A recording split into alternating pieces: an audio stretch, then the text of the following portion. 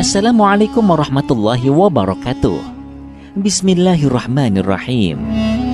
Pada kali ini kita akan membahas ibadah kurban, mulai dari cara memilih, menyembelih, sampai tentang pendistribusian hewan kurban yang sesuai dengan syariat agama Islam. Kita akan mengawalinya dari pengertian apakah yang dimaksud dengan berkurban. Kurban adalah mendekatkan diri kepada Allah dengan mengerjakan sebagian perintahnya berupa menyembelih hewan dengan tujuan beribadah kepada Allah pada hari raya haji atau Idul Adha dan 3 hari tasyrik, yaitu tanggal 11, 12, dan 13 bulan Dzulhijjah. Nabi Muhammad SAW tidak pernah meninggalkan ibadah kurban sejak disyariatkannya sampai beliau wafat. Hukum berkurban menurut Imam Malik dan Imam Syafi'i adalah sunnah muakkadah atau sunnah yang dikuatkan. Sedangkan menurut Imam Abu Hanifah, hukum ibadah kurban bagi orang yang berada di rumah tidak sedang melakukan perjalanan adalah wajib.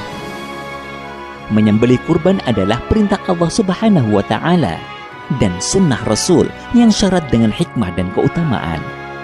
Allah Subhanahu wa Ta'ala berfirman, "Fasholli li rabbika wanhar." Artinya, maka solatlah untuk Rabbmu dan sembelihlah kurban. Al-Quran Surah Al-Kautsar ayat 2. Sabda Nabi Muhammad SAW, "Man kana lahu sa'atun walam yudhahi fala yaqrubanna musallana." Rawahu Ibnu Majah. Artinya, barang siapa yang berkelapangan harta namun tidak mau berkurban, maka jangan sekali-kali mendekati tempat solat kami. Hadis riwayat Ibnu Majah. Tidak ada amal yang lebih disukai Allah pada hari raya Idul Adha kecuali menyembelih hewan kurban. Hewan kurban adalah menjadi kendaraan bagi orang yang berkurban ketika melewati Shiratal Mustaqim. Usia hewan kurban meliputi domba atau dha'n minimal usia 1 tahun lebih atau sudah berganti giginya. Hal ini sesuai hadis dari Rasulullah SAW bersabda, "Yajuzul jadha'u minad dha'ni udhiyatan." Rawahu Ibnu Majah. Artinya, sembelihlah domba yang jadha, karena itu diperbolehkan. Hadis riwayat Ibnu Majah. Kambing kacang atau ma'az dengan usia minimal 2 tahun lebih. Sapi dan kerbau mencapai usia minimal 2 tahun lebih. Unta harus mencapai usia 5 tahun atau lebih. Seekor kambing atau domba diperuntukkan untuk 1 orang. Sedangkan unta, sapi, dan kerbau diperuntukkan untuk berkurban 7 orang. Ketentuan ini dapat disimpulkan dari hadis berikut.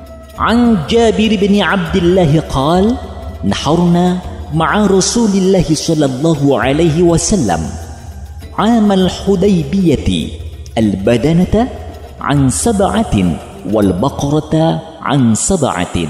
Rawahul Muslim. Diriwayatkan dari Jabir bin Abdullah, kami telah menyembelih kurban bersama Rasulullah SAW pada tahun Hudaybiyah. Seekor unta untuk 7 orang dan seekor sapi juga untuk 7 orang. Hadis yang menjelaskan tentang berkurban dengan seekor domba yang dilakukan oleh Rasulullah Muhammad SAW.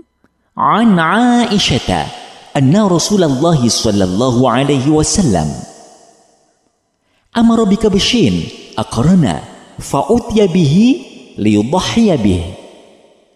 Faqala laha ya Aisyah halummi al-mudhiyata. Thumma qala ishhadhiha bihajarin. Fafa'alat thumma akhadhaha wa akhadha al-qabsha fa'adja'ahu thumma dhabahahu thumma qala Bismillahi Allahumma taqabbal min Muhammadin wa ali Muhammadin wa min ummati Muhammadin thumma dhahha bih. Rawahul Muslim.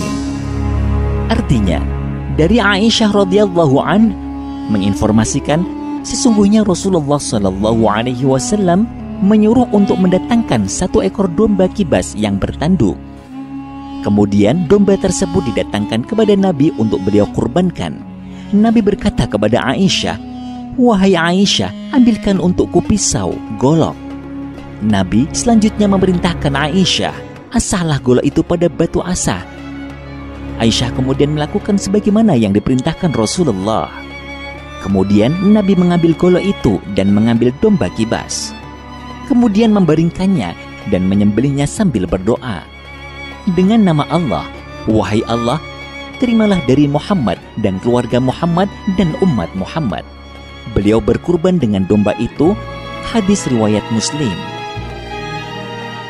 Selain kriteria yang telah disebutkan, hewan kurban harus sehat atau tidak cacat.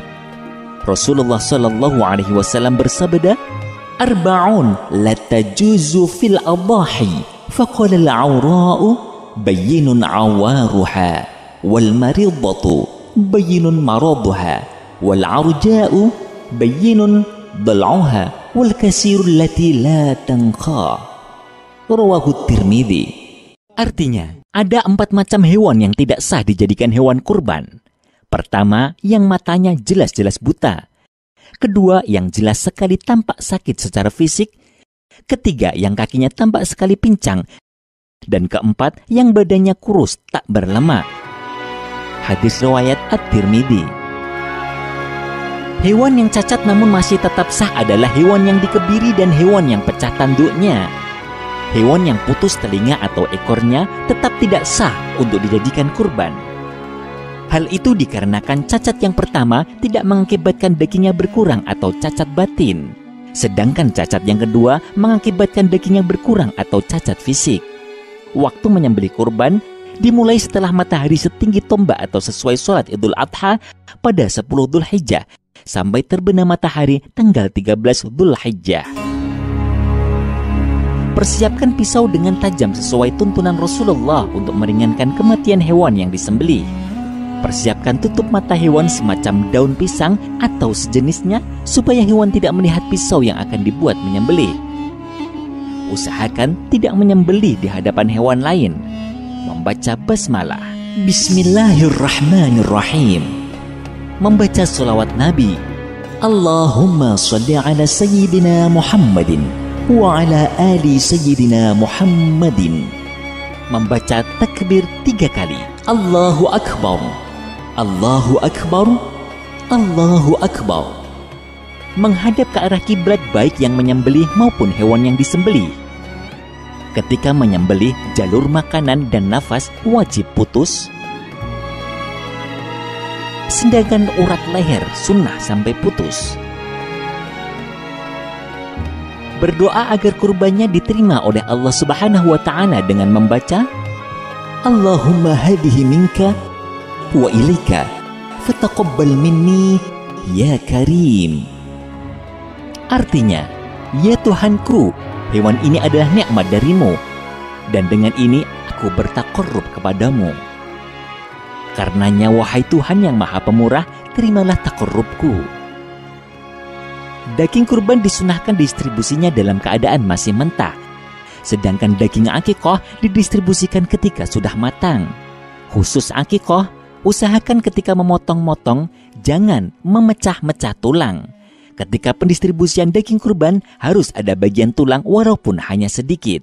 Harus ada yang diberikan kepada fakir miskin. Bagi yang berkurban dan keluarganya, hanya boleh ikut mengkonsumsi maksimal 1/3 dari jumlah semua daging. Semoga bermanfaat. Wassalamualaikum warahmatullahi wabarakatuh.